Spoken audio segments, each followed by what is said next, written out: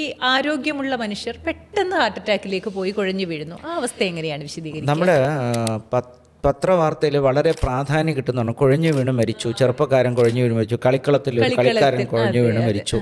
ഈ വാർത്തകളിൽ പലതും ഹൃദയാഘാതമാകാം. കാരണം ഹൃദയാഘാതം വരുമ്പോൾ സാധാരണ വരുന്ന ഹൃദയാഘാതങ്ങളിൽ ഏതാണ്ട് 50% മരണങ്ങൾ നടക്കുന്നത് ആദ്യത്തെ 1 മണിക്കൂറിനുള്ളിലാണ്. അവർക്ക് ആശുപത്രിയിൽ എത്താൻ പോലും സാധിക്കാതെ ഹൃദയമിടിപ്പിൽ വൈകല്യം വരും. ഹൃദയം റെഗുലറായിട്ട് കൃത്യമായിട്ട് ഇടിക്കുന്ന ഒരു അവയവമാണ്.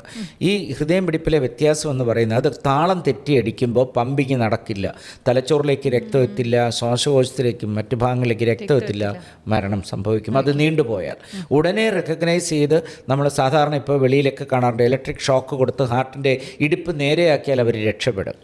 അതാണ് ഇപ്പോൾ കാർഡിയോ പൾമണറി റെസിസിറ്റേഷൻ എന്നൊക്കെ പറഞ്ഞ് ഷോക്ക് കൊടുക്കണം, കറക്റ്റ് ചെയ്യണം എന്നൊക്കെ പറയുന്ന സംശയത്തോടെ പറഞ്ഞാൽ അതാണ്.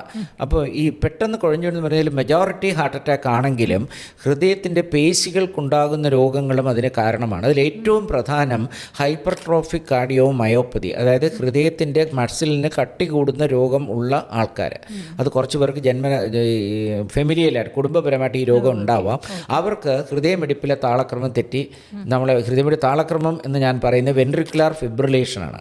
അതായത് ഹൃദയം ടോട്ടലായിട്ട് ഒരു കൺഫ്യൂസ്ഡ് ആയിട്ട് ബീറ്റ് ചെയ്യുന്നതാണ് വെൻട്രിക്കുലാർ ഫിബ്രിലേഷൻ. അവർ മരണപ്പെടും.